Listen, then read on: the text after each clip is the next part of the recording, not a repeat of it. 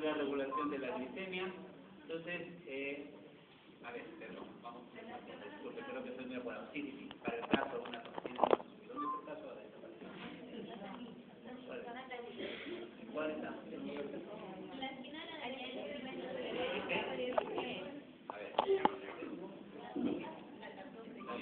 A ver. A nosotros nos interesa aquí que ustedes evalúen un poco los efectos de la glicosilación. Por eso en las diapositivas, algunos ya las tienen porque son diapositivas similares a las que explicamos el año pasado, o el siglo pasado, perdón. Las diapositivas muestran los cambios que se generan en el endotelio, los cambios que se generan en el riñón, ¿no? Además de que la misma glicosilación reduce la actividad fagocítica de los polimorfos nucleares. De manera que esas variables explican por qué hay alteración en la cicatrización, por qué hay lesión endotelial y tendencia a la obstrucción del flujo sanguíneo, ¿no? Por qué puede haber una respuesta inmunológica deteriorada, sobre todo en inmunidad innata, ¿no? Dependiente de polimorfos nucleares, para poder explicar que el paciente, luego de colocarse además de dexametasona, haga un problema de infección, una uña encarnada que termina produciendo un pie diabético, ¿no? Entonces, esa es una parte, o sea, habría que enfatizar por ahí, aparte de los efectos metabólicos que han dicho la mayoría, creo que son conocidos en casi todos los casos, ¿no? Si no lo revisan brevemente, es importante esta cuestión de la neuropatía, como han dicho, y sobre todo la microangiopatía diabética. Por otro lado, el paciente recibe dexametasona y casi nadie se ha ubicado en esto de acá del grupo corticoide, entonces de eso vamos a mencionar en los 5 o 6 minutos que nos quedan algunas cosas más con la diapositiva. Pero hay que recordar por lo menos ya que es un inmunosupresor, y esa inmunosupresión seguramente va a facilitar que se produzca el problema infeccioso, ¿ya? Entonces es un punto a considerar. Van dos cosas, ¿ya? Tercera cosa respecto a la historia, que tienen que explicarme bien ustedes. La función de las hormonas contrarreguladoras. Es cierto, en el diabético hay una resistencia a la insulina, todo está bien, el receptor que ya nos dijo Farfán, algunos compañeros temprano, pero también hay cuando hay una deficiencia en la secreción de insulina, ¿no? Hay que recordar que el GABA puede modular la secreción de glucagón, o sea, la célula beta y la célula alfa están interactuando en el páncreas, ¿no? Paracrinamente mediante GABA. Entonces, las deficiencias por ahí, las alteraciones de la célula beta pueden hacer que se secrete glucagón. Eso es una revisadita. Aparte de que el mismo estrés que generan los problemas pacientes secreta adrenalina, ¿no? Entonces, esas variables de glucagón y adrenalina antagonizan la acción de la insulina y tienen efectos metabólicos que también nosotros ya conocemos, ¿no? Entonces, eso de ahí hay que tratar de expresarlo por ahí en algún esquema, ¿ya? Después, el paciente entra en un proceso de deshidratación, el umbral renal de la glucosa, que no es 128, creo que muy fácil, no es otra cantidad que ustedes van a revisar, el umbral renal de reabsorción tubular se supera, entonces se produce una diuresis osmótica. La filtración no ha cambiado tanto, en realidad lo que está alterándose sobre todo es la capacidad de reabsorber la glucosa a nivel de túbulo contorneo proximal. Entonces el paciente se deshidrata. Ahora, al deshidratarse, ¿no es cierto?, entra en un proceso de somnolencia. Entonces, ¿qué tiene que ver por ahí la deshidratación y qué tiene que ver la hiperglicemia, que aumenta la osmolaridad, una glicemia de 428, aumenta la osmolaridad plasmática? ¿Qué tiene que ver por ahí con la somnolencia de la paciente? ¿Ya? La hiperglicemia y un poco también de paso la deshidratación. Y en lo último, no se olviden que esta paciente tiene diabetes 2. Si tiene diabetes 2 no tendría por qué tener mucho cuerpo cetónico, porque hay insulina presente. Hay una cruz, dice, ¿no? Entonces, ¿cómo se explica esta ligera cetonemia, que podría perfectamente estar ausente? Y me revisan un poquito también, fuera de lo colesterol, qué pasa con el potasio, y alguien mencionó la insulina respecto a potasio, y el bicarbonato está normal, está bajo, qué está pasando, ¿no? ¿Qué problemas puede tener la paciente un poquito por ahí con la regulación de sus electrolitos, ¿no? Sus electrolitos, el sodio está normal, el potasio también, pero este potasio, ¿qué tiene que ver con la insulina? Como algo ya han dicho, y este bicarbonato, ¿por qué está en los niveles que se encuentran? ¿Ya? Entonces, esas tareas más o menos, espero haberme dejado entender para la próxima semana. Hay que tratar de explicar esas partes sobre todo. Ya, esto de acá lo vamos a pasar, ¿ya?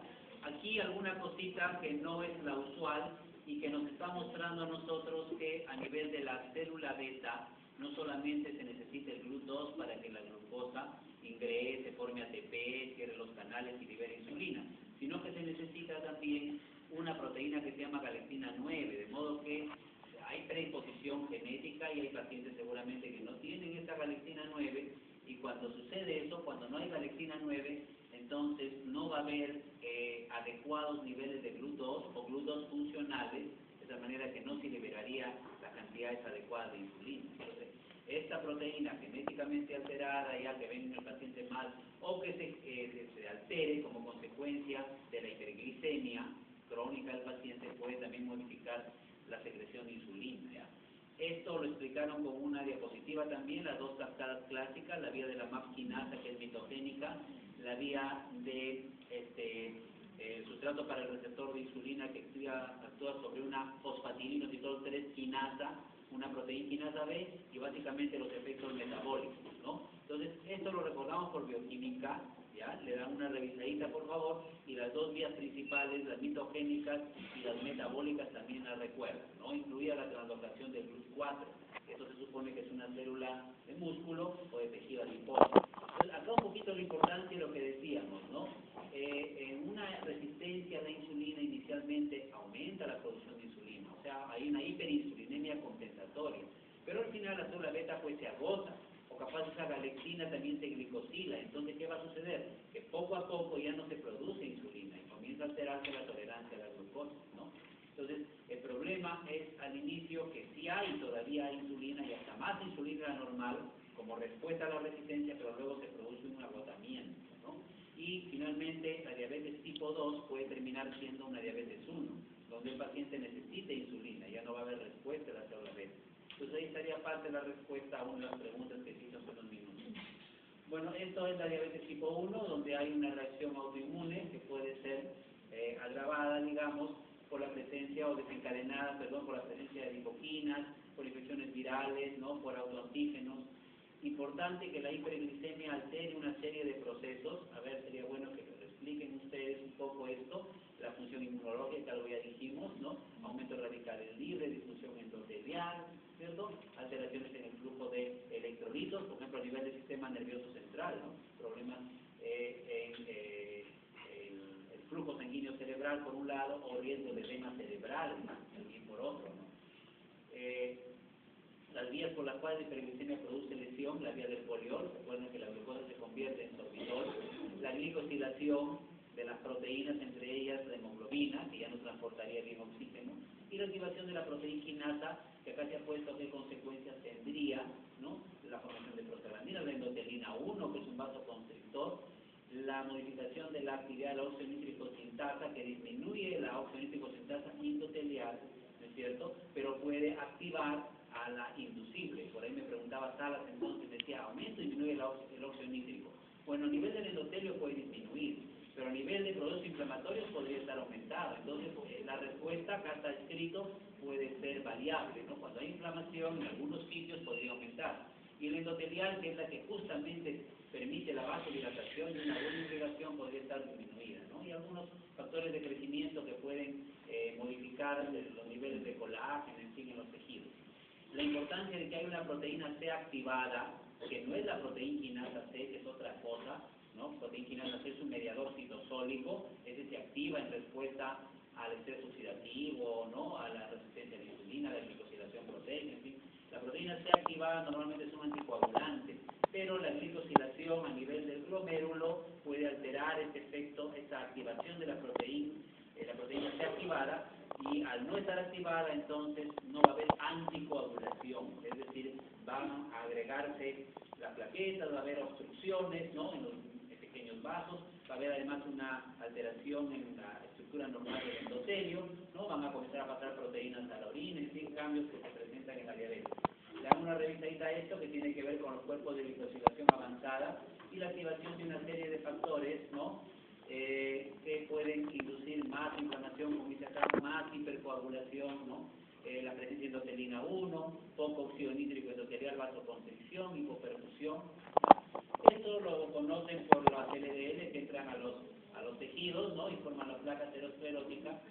Y esta parte de acá, que ya es un poco de glucocorticoides, terminamos en unos 4 minutos, hay que ver la regulación, la retroalimentación que generan las citoquinas. O sea, cuando hay una infección como la que tiene la paciente, cuando hay una activación del sistema inmunológico, las citoquinas van a regular por retroalimentación la liberación de la hormona liberadora de corticotropinas y de cortisol, para que entre otras acciones, todas estas flechitas rojas, quiere decir inhibición, ¿no? Inhibición de un exceso de respuesta inmunológica, ¿no? Una regulación de la función cardiovascular, ¿no?